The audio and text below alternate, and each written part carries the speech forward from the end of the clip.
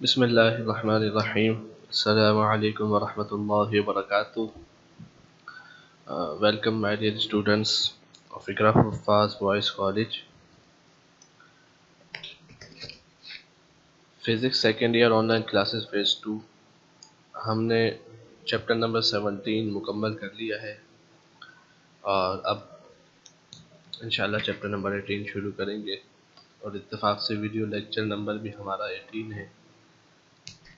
इस चैप्टर का नाम है एटॉमिक स्पेक्ट्रा। ये चैप्टर 17 से निस्बतन छोटा है और हमने मेजर 3-4 टॉपिक्स ही कवर करने हैं इस चैप्टर के, लेकिन कुछ न्यूमेरिकल्स हैं 8-10, तो उम्मीद है कि ये 7 से 8 लेक्चर्स में इंशाल्लाह मुकम्मल हो जाएगा। अच्छा जी, तो हम शुरू करने से पहले एक बात आपको मैं लाजमी बता दूं कि ये जो चैप्टर है इसमें आपके पास जो थ्योरी है वो कम है, न्यूमेरिकल ज़्यादा है। सिर्फ एक आध लॉन्ग सवाल है जो अक्सर आता है, एक आध शॉर्ट में आ जाता है बस, लेकिन जो इसकी थ्योरी है वो काफ़ी मुश्किल है। तो अगर आपने शुरू से अच्छे तरीके से समझ कर गौर करके लेक्चर को पूरा सुना हो, अपने पास नोट डाउन किया हो, तो आपके लिए आसानी होगी आगे, वरना आपके लिए मुश्किल हो जाएगा। ये बात बार बार कहना, चूँकि भूल जाता हूँ मैं भी बार बार कहना, तो इसलिए मैं लेक्चर शुरू करने से पहले और ये चैप्टर शुरू करने से पहले आपको ये फिर कह रहा हूँ कि आप ये लेक्चर्स इस चैप्टर के थ्योरी वाले लेक्चर ख़ास तौर पर गौर से सुनिए। ठीक है जी, तो आज हम इसका इंट्रोडक्शन और स्पेक्ट्रम ऑफ हाइड्रोजन एटम के बारे में थोड़ा सा पढ़ेंगे। इस चैप्टर में हम जो 3 टॉपिक्स कवर करेंगे वो ये है बोहर्स मॉडल, एक्स-रे स्पेक्ट्रा और introduction to laser and its principle. ठीक है जी, इससे पहले हम कुछ इंट्रोडक्शन पढ़ लेते हैं। स्पेक्ट्रम के बारे में आपने लाजमन पुरानी क्लासेस में, पिछले क्लासेस में पढ़ा होगा, सुना होगा या देखा होगा, गालिबन एक आध एक्सपेरिमेंट भी किया होगा कि जब वाइट लाइट यानी जो लाइट होती है वो किसी प्रिज्म से पास होती है तो वो बैंड हो जाती है। ठीक है, प्रिज्म में इंटर होती है, बैंड होती है, जब दूसरी तरफ से निकलती है तो सामने जो फोटोग्राफिक प्लेट है या स्क्रीन है वहाँ पर जब लाइट वो पड़ती है तो वो डिफरेंट कलर्स हमें नज़र आते हैं।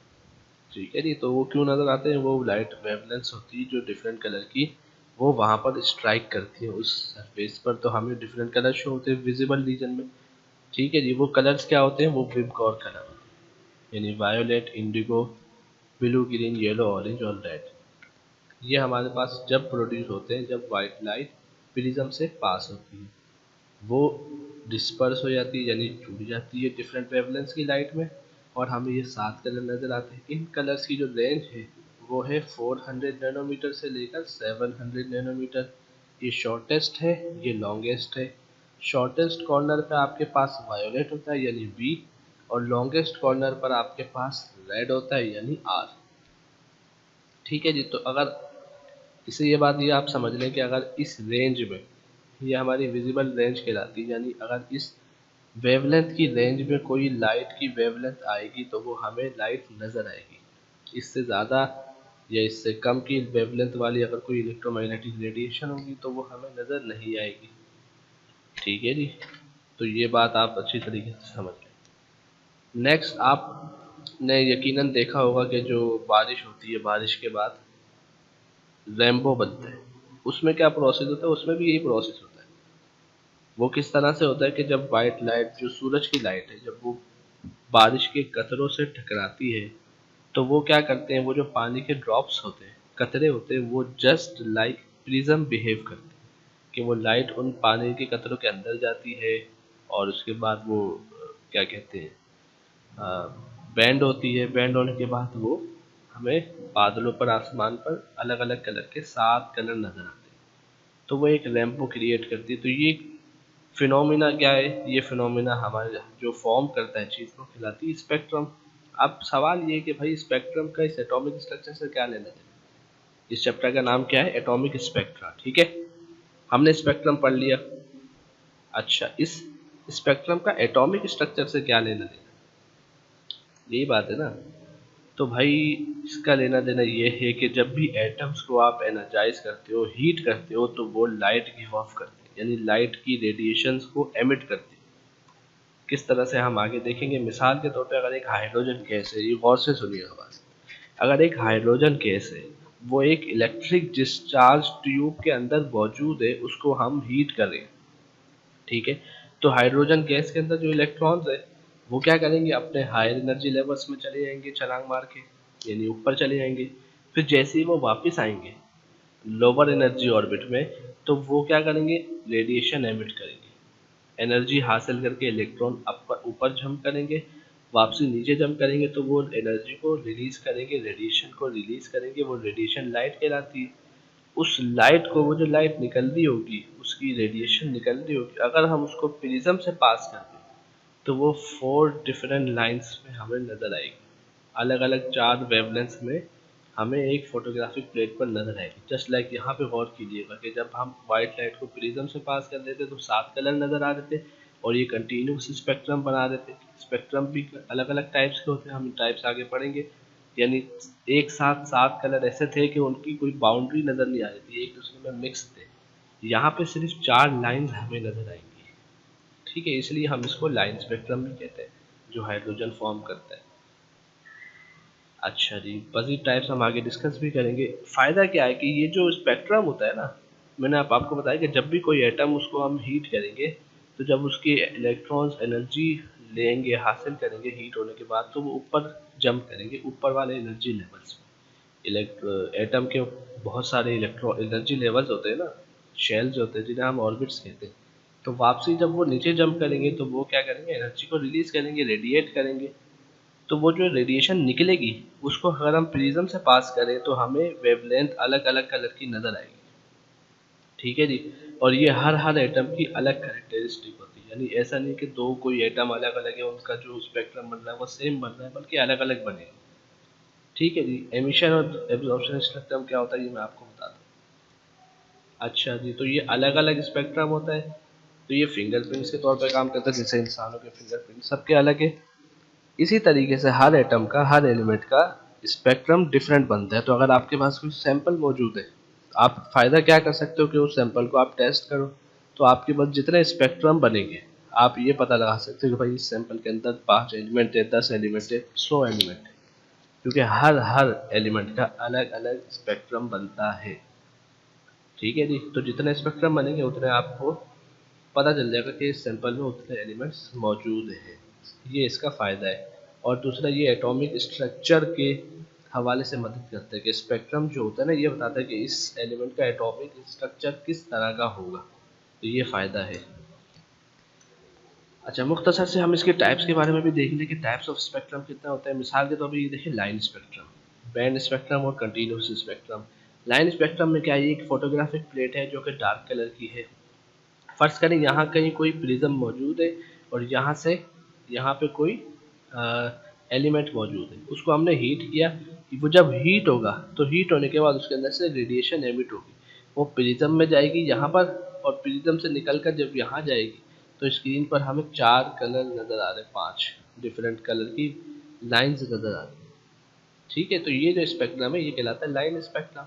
बैंड स्पेक्ट्रम में क्या होता है कि अलग अलग बैंड्स नज़र आ रहे होते हैं, जिनके शार्प एजेस होते हैं, लेकिन ये कंटिन्यूस नहीं होती, यानी ऐसा नहीं होता कि ये इसमें मिक्स हो रहा हो, ये इसमें मिक्स हो रहा हो, बल्कि उनके दरमियान गैप होता है। और कंटिन्यूस स्पेक्ट्रम क्या होता है कि वो स्पेक्ट्रम जिसमें कोई गैप नहीं होता, अलग अलग कलर्स होते हैं जो एक साथ मिक्स होते हैं, ये नहीं पता होता कि इसकी बाउंड्री कहाँ है, इसकी बाउंड्री कहाँ है, ये देखिए मिक्स हुए हुए, तो ये कहलाता है कंटिन्यूस स्पेक्ट्रम। हम इसकी डेफिनेशन देख सकते हैं। लाइन स्पेक्ट्रम में क्या है, it consist of relatively sharp lines, ये आपको नजर आ रही है। इट में consist of a number of series, ये सब एक लाइंस, एक एक सीरीज का नाम इनको दिया जाता है, ठीक है जी। बैंड स्पेक्ट्रम क्या होता है, it consist of a broad bands, ये बैंड्स कहलाते हैं, जो each usually having one sharp edge, इनकी एज होती है, यानी ये पता होता है कि इसकी बाउंड्री यहाँ पे ख़त्म हो रही है, इसकी बाउंड्री यहाँ पे ख़त्म हो रही है। जबकि कंटिन्यूस स्पेक्ट्रम में ऐसा नहीं होता। कंटीन्यूअस स्पेक्ट्रम में क्या होता है, it's involve over considerable range without any abrupt discontinuity in intensity, यानी ये पता नहीं चल रहा होता कि ये जो येलो वाला है, मिसाल के तौर पर इसकी बाउंड्री यहाँ खत्म हो रही है, यहाँ खत्म हो रही है, एक दूसरे में मिक्स होते हैं, हम एग्जैक्ट डिटरमाइन नहीं कर सकते इनकी शार्प एजेस को, ठीक है जी। तो ये स्पेक्ट्रम्स होते हैं हमारे पास। ये कैसे आते हैं? जब हम एटम को हीट करते हैं, वो हीट होने के बाद एनर्जी को रेडिएट करते हैं, उस एनर्जी जो रेडिएशन निकल रही है उसको प्रिज्म से पास करें और सामने फोटोग्राफिक प्लेट पर हमें वो स्पेक्ट्रम कुछ कलर नजर आएंगे। क्लियर है? अब हमने कहा था कि ये जो स्पेक्ट्रम है तीन, ये एमिशन भी हो सकते हैं, एब्जॉर्प्शन भी हो सकते हैं। एमिशन क्या है? जो मैंने आपको अभी बता दिया, इसमें लाइट सोर्स एलिमेंट्स खुद है कि एलिमेंट्स हम हीट करते हैं, एलिमेंट जब हीट होते हैं तो वो लाइट को एमिट करते हैं सर्टेन वेवलेंथ की। जब वो एमिशन होती है तो वो लाइट जब यहाँ पर आके फोटोग्राफिक प्लेट पर पड़ती है तो हमें कुछ स्पेक्ट्रम सा नज़र आता है, वो कहलाता है एमिशन स्पेक्ट्रम। इसमें ब्राइट लाइंस होती है, जैसे ये ब्राइट लाइन नज़र आ रही है आपको, येलो, रेड, ग्रीन, ब्लू और ये डार्क पर्पल वगैरह, ठीक है। ये एमिशन स्पेक्ट्रम जो कि नॉर्मल होता है। एब्जॉर्प्शन स्पेक्ट्रम इसका उल्टा है। भाई इतनी बात समझ ले कि एब्जॉर्प्शन स्पेक्ट्रम में क्या होता है, यहाँ पे ब्राइट लाइंस होती है, एब्जॉर्प्शन स्पेक्ट्रम में क्या होता है, डार्क लाइंस होती है। अच्छा, इसमें होता क्या है? इसमें ये होता है कि जो वाइट लाइट होती है ना, वो क्या करते हैं, हम एलिमेंट्स को वाइट लाइट के पाथ के दरमियान रखते थे। यानी वाइट लाइट मौजूद है और यहाँ प्रिज्म मौजूद है। यहाँ वाइट लाइट है, यहाँ प्रिज्म है, वाइट लाइट से प्रिज्म में लाइट जा रही है, दरमियान में हमने एलिमेंट्स रख दिए। तो वो जो एलिमेंट्स हैं वो वाइट लाइट की सर्टेन वेवलेंथ को अपने अंदर एब्जॉर्ब कर लेते हैं। क्लियर है? और बाकी को अपने अंदर से जाने देते हैं। तो जो वो एब्जॉर्ब कर लेते हैं वेवलेंथ, जब वो वाइट लाइट प्रिज्म से आगे जाकर स्क्रीन पर नज़र आती है तो वो वेवलेंथ हमें वहाँ पर डार्क नज़र आती है। समझ लें, इसका उल्टा हिसाब होता है। जैसे ये जहाँ जहाँ कलर मौजूद है, जब हम एमिशन एब्जॉर्प्शन स्पेक्ट्रम में देखेंगे तो बाकी सब जगह वाइट होगी, यहाँ पर ब्लैक हो जाएगा सब। तो ये बात पता चलेगी कि ये जो एलिमेंट है इसने ये वाली वेवलेंथ अपने अंदर एब्जॉर्ब कर ली है, बाकी को जाने दी है। खुलासा ये है कि आपके पास स्पेक्ट्रम क्या होता है, स्पेक्ट्रम किस तरह फॉर्म होता है, ये आपको समझ आ जाए। कितने टाइप्स के होते हैं, line spectrum, band spectrum, continuous spectrum, ये समझ आ जाए। एमिशन और एब्जॉर्प्शन का फ़र्क क्या है ये समझ आ जाए, इतना काफ़ी, ये आपको आगे ज़रूर काम आएगा। सवाल इसके नहीं आते पेपर में, लेकिन ये एमसीक्यूज वगैरह के लिए आपको बहुत काम आएगा और कॉन्सेप्ट समझने के लिए आगे आपके लिए आसानी होगी। ठीक है, अब हम आ जाते हैं हाइड्रोजन एटम के स्पेक्ट्रम के बारे में। हाइड्रोजन सबसे सिंपलेस्ट एटम है, ठीक है। इसका जो स्पेक्ट्रम है वो भी सिंपल है। विजिबल स्पेक्ट्रम जो हाइड्रोजन का बनता है ना, उसमें 5 सीरीज ऑफ लाइंस बनती है। इसका जो फार्मूला बनता है हाइड्रोजन एटम का स्पेक्ट्रम का, वो इस फार्मूले से बनता है। यानी अगर हम फार्मूला बनाना चाहें स्पेक्ट्रम का, तो वेवलेंथ के फॉर्म में फार्मूला बनेगा 1/λ। लैम्डा मीन्स वेवलेंथ, इसका यूनिट मीटर में होगा, is equal to R H. R H Rydberg's constant होता है, ठीक है जी। इसकी कांस्टेंट की वैल्यू होती है 1.09 एक्सपोनेंट 7 मीटर इनवर्स, यानी अपॉन मीटर इसका यूनिट है। तो आर एच कॉन्स्टेंट होता है 1/n1² माइनस 1/n2²। ये n1 और n2 क्या है, ये एनर्जी लेवल्स है, ये अभी आपको मैं समझाता हूँ, ठीक है। ये फार्मूला आपने पक्का याद करना है। अब गौर से देखेंगे, आपके पास एनर्जी लेवल डायग्राम, आपने याद है कि एटम के स्ट्रक्चर जब पढ़े थे उसमें पढ़ा हुआ कि एटम ऐसा स्ट्रक्चर है जिसके अंदर दरमियान में न्यूक्लियस मौजूद होता है, उसमें प्रोटॉन और न्यूट्रॉन होते हैं, ठीक है। और उसके चारों तरफ सर्कुलर शेप के एनर्जी लेवल्स होते हैं जिन्हें हम ऑर्बिट्स भी कहते हैं, एनर्जी लेवल्स भी कहते हैं, शेल्स भी कहते हैं, और इसके अलावा हम क्वांटम नंबर भी कहते हैं। तो ये एन है जो कि एनर्जी लेवल को डिनोट करता है, ये सिंबल है एनर्जी लेवल, ठीक है। ये गौर से समझिएगा। तो हाइड्रोजन में तो एक ही होता है नॉर्मली, ठीक है। बाकी एलिमेंट्स में जितने ज़्यादा इलेक्ट्रॉन की तादाद बढ़ती जाती है, उनके नंबर ऑफ शेल उतने ज़्यादा बढ़ते जाते हैं। तो अब ये देखिए एनर्जी लेवल डायग्राम, हम n इज इक्वल टू 1 अगर कहेंगे, इसका मतलब है जो एनर्जी लेवल है वो 1, यानी पहला orbit. n is equal to 2 कहेंगे, इसका मतलब है second orbit. n is equal to 3 कहेंगे, इसका मतलब है third orbit. Fourth orbit, fifth orbit, ठीक है। ये लाइन एक एक ऑर्बिट को बता रही है, 1 2 3 4 5, क्लियर है। जो सबसे पहला ऑर्बिट है उसे हम कहते हैं ग्राउंड स्टेट। ग्राउंड स्टेट जैसे ग्राउंड फ्लोर होता है सबसे नीचे, इसके बाद डायरेक्ट यहाँ पे न्यूक्लियस होगा, उसमें प्रोटॉन इलेक्ट्रॉन होंगे, और जितने ऊपर वाले ये सारे के सारे जो एनर्जी लेवल्स हैं ये कहलाते हैं excited state, EXCITED, excited state, ठीक है। ये ग्राउंड स्टेट, ये एक्साइटेड स्टेट। अच्छा जी, तो मैंने आपसे कहा यहाँ पे फॉर एग्जांपल इलेक्ट्रॉन्स मौजूद है। अब इलेक्ट्रॉन को जैसी हीट मिली वो ऊपर चला गया। अब जितनी ज़्यादा एनर्जी मिलेगी वो उतना ऊपर जाएगा। हो सकता है वो यहाँ से यहाँ इस सेकेंड ग्राउंड एक्साइटेड स्टेट में चले जाए, या थर्ड में चला जाए, या फोर्थ में चला जाए, या फिफ्थ में चला जाए, या जितना ऊपर जा सकता है वो उतने ऊपर चले। एक वक्त ऐसा आएगा कि वो इतना ऊपर चले जाएगा कि वो उस एटम के रीजन से ही बाहर चले जाएगा। ठीक है, तो हम फिलहाल इसको कंसिडर करते हैं। तो अगर अब इलेक्ट्रॉन यहाँ मौजूद है, वो इस पहले ग्राउंड स्टेट में जंप कर रहा है, या फोर्थ एनर्जी लेवल से जंप कर रहा है, या 3 से कर रहा है, या 2 से कर रहा है, कहीं से भी जंप कर रहा है। लेकिन जंप कर रहा है कहाँ पर? पहले ऑर्बिट में, फर्स्ट ऑर्बिट में। n इज इक्वल टू 1 पर जंप कर रहा है, चाहे सेकेंड ऑर्बिट से करे, थर्ड से करे, फोर्थ से करे, फिफ्थ से करे, सिक्स से करे, सेवन से करे, कहीं से भी करे, लेकिन जंप कहाँ कर रहा है?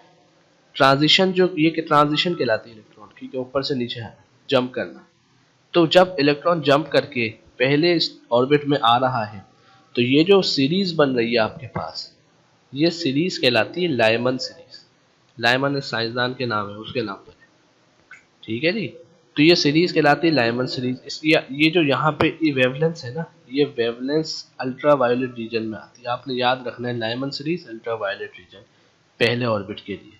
सेकेंड ऑर्बिट में आ जाएगा, सेकेंड ऑर्बिट में इलेक्ट्रॉन जंप करेगा तो जाहिर सी बात है थर्ड से शुरू करेगा, सेकेंड से सेकेंड में तो नहीं करेगा। तो या तो थर्ड से करेगा, या फोर्थ से करेगा, या फिफ्थ से करेगा। हमारे पास हाइड्रोजन में 5 लाइन बन रही है, यहाँ लिखा है 5 सीरीज बन रही है। तो जब थर्ड से करे, फोर्थ से करे, फिफ्थ से करे, कहीं से भी करे, लेकिन सेकेंड ऑर्बिट में अगर इलेक्ट्रॉन जंप कर रहा है तो वो जो सीरीज क्रिएट होगी, सीरीज जो बनेगी वो कहलाएगी बाल्मर सीरीज। ये विजिबल रीजन होती है। ठीक है जी। इसकी ये वेवलेंथ की रेंज होती है 400 नैनोमीटर से 700 नैनोमीटर, या 4000 एंगस्ट्रॉम से 7000 एंगस्ट्रॉम। ठीक है जी। तीसरे ऑर्बिट में अगर इलेक्ट्रॉन जंप कर रहा है, अब या तो वो 4 से करेगा या 5 से करेगा। ठीक है जी। ये कहलाती है पास्टन सीरीज। ये पास्टन भी साइंसदान था, बाल्मर भी साइंसदान था। ये इंफ्रारेड रीजन है। चौथे ऑर्बिट में अगर जंप करना है, या तो 5 से करेगा या ऊपर कहीं से करेगा, तो वो कहलाएगी ब्रैकेट सीरीज।